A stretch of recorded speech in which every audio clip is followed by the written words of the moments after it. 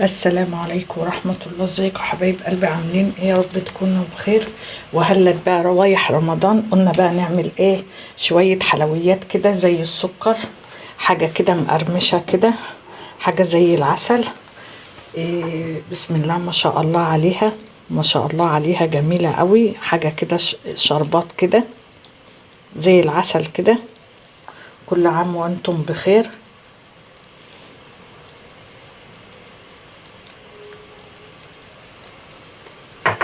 عملنا بقى النهاردة حاجة كده مدلعة كده، حاجة حلويات مدلعة بالكنافة مع الميكس كده مع الجلاش.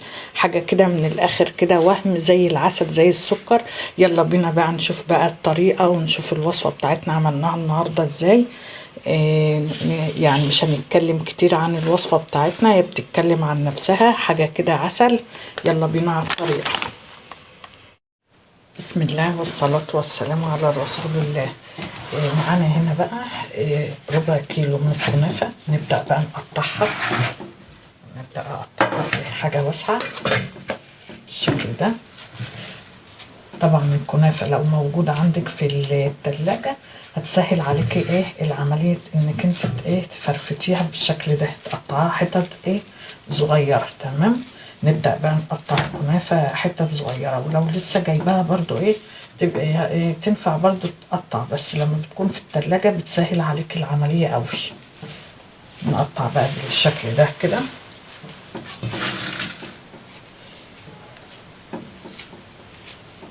نبدأ نقطعها كلها كده، ربع كيلو كده من الكنافة.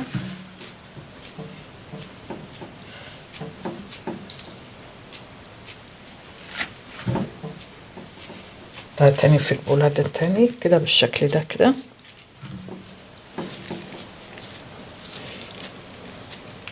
هي كانت منها كانت في التلاجة بس ما بلقاهاش كتير برضو يعني، بس ايه يعني ايه حلوة معايا، بتقطع معايا كويس. قطعها بالشكل ده كده. ابدأ ايه ارجعها تاني في البولة. تمام. انزل بقى بالكنافة بربع كوباية سمنة كده او زبدة، اللي متاح ايه عندك. تمام. ابدأ اعملها في بعضها كده بالسمنة. هنحتاج كمان ايه معلقتين سمنة معانا.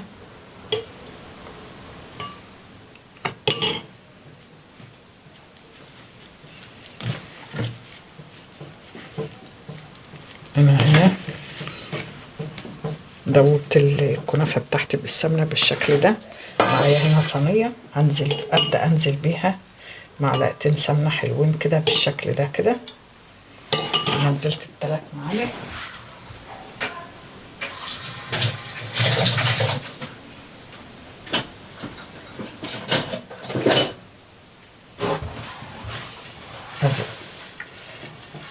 أوزع السمنة كده في الصينية كويس قوي بالشكل ده.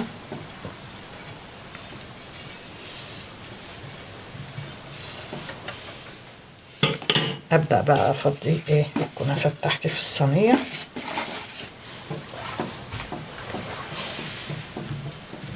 وافردها كويس قوي، يا تفردها بإيديكي يا بالهراسة بتاعت إيه البطاطس. تمام. المهم انك انت تفردي الكنافه دي كويس قوي في الصينيه. انا هنا ظبطت الكنافه بتاعتي اهوت. معايا هنا بقى ايه لفه من الجلاش. تمام يا بنات. هبدا اخد ورقتين بورقتين كده بالشكل ده، دولت اكتر من ورقتين. ابدا اخد ورقتين بورقتين. تمام.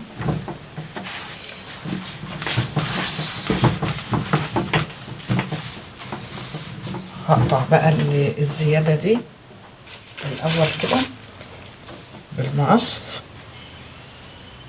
طبعا مفيش حاجة ايه بتترمي، حطها معاكي برضو. الزيادة اللي انت تقطعيها حطها في قلب ايه الصينية بالشكل ده.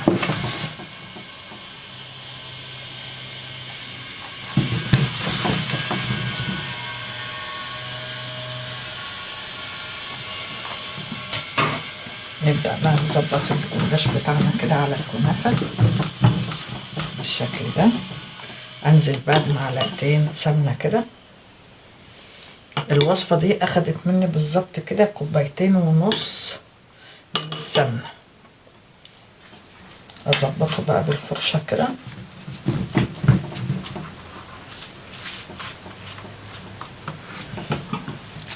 تمام يا بنات، انا ظبطت الجلاش بتاعي اللي هستعمله كله بالشكل ده. ابدأ ارص كمان ورقتين من الجلاش تاني بالشكل ده نفس الطريقة كده، واضغط عليها كويس قوي بايديا، وانزل عليها بمعلقتين سمنة.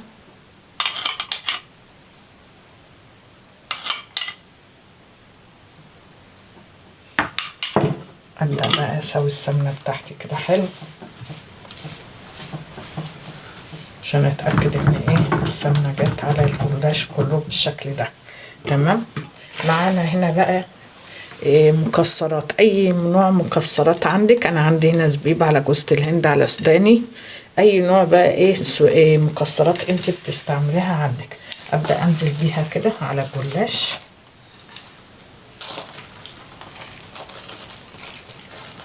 حاول ان انا عامله كده بيها الطبقه بتاع الجلاش بالشكل ده كده. تمام يا بنات. معايا هنا سيرم. طبعا السيرم يبقى ساقع، وانا حطيته هنا على ده ليه؟ عشان امسك المكسرات تتماسك مع بعضها بالشكل ده كده. حط معلقتين سيرم بس عليه. طبعا السيرم يبقى بارد عشان المكسرات تمسك في بعضها بالشكل ده. ابدأ بقى انرص بقية الجلاش بتاعي. طبعا الوصفة دي يا بنات خدت بالظبط كده معايا لفة من الجلاش واحدة. ابدأ بقى استعمل الجلاش اللي انا مقطعاه ده، افرقه كده في الصينية بالشكل ده، وانزل برضه بمعلقتين السمنة عليه بالشكل ده. تمام يا بنات. هنا بقى اخر رقين، يعني يعتبر لفة الجلاش عملت عندي رقين قبل المكسرات ورقين بعد المكسرات بالشكل ده كده.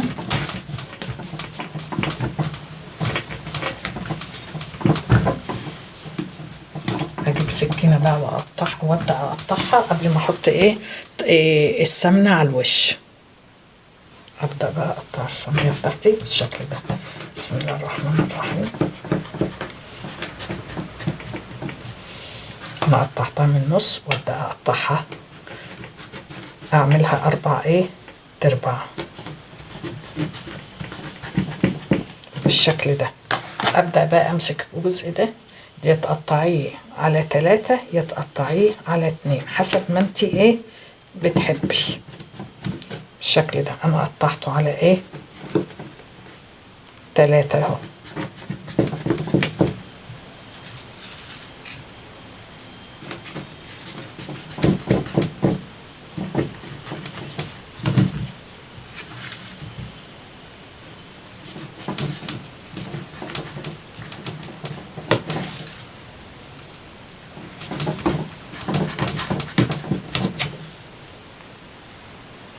تمام كده يا بنات. ابدا بقى احط بقيه السمنه بتاعتي على الوش بالشكل ده وادخلها الفرن.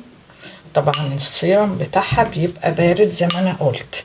انا عامله شويه سيرم ومحضراهم عندي في التلاجة ديت، يعني المفروض يعني عشان الحلويات اللي بتحتاج السيرم بارد تعملي لك شويه سيرم وتسيبيهم في التلاجة، لان معظم الحلويات اللي بنعملها في رمضان تبقى عايزه السيرم بتاعها سخن. وهي كده بقى بنات بالشكل ده اهوت. انا هدخلها الفرن، ولازم تبقى واخده طبقه وشها كده محمره قوي عشان الجلاش لما تحط عليه السيرم ما يعجنش معاكي، فلازم تخليها تاخد طبقة كده متحمرة حلو كده. تمام يا بنات بالشكل ده كده. انا بقى ادخل الصينية بتاعتي دي في الفرن بكده بقى يا بنات. الصينية بتاعتنا طلعت اهي من الفرن ما شاء الله عليها، حاجة كده زي العسل، حاجة كده سكر.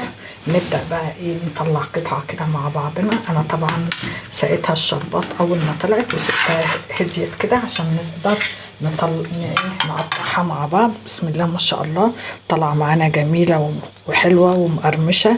وهنا المكسرات بتاعتنا اهي ما شاء الله عليها. ممكن بقى ايه تاكلي جيتها تحط عليها شوية قشطة، تبقى حلوة قوي معاكي وجميلة ما شاء الله عليها. يا رب تكون الوصفة النهاردة عجبتكم، وإن عجبتكم تنسوش لايك وشير للقناة، واشوفكم فيديو جديد بإذن الله من مطبخ بشاري الخير.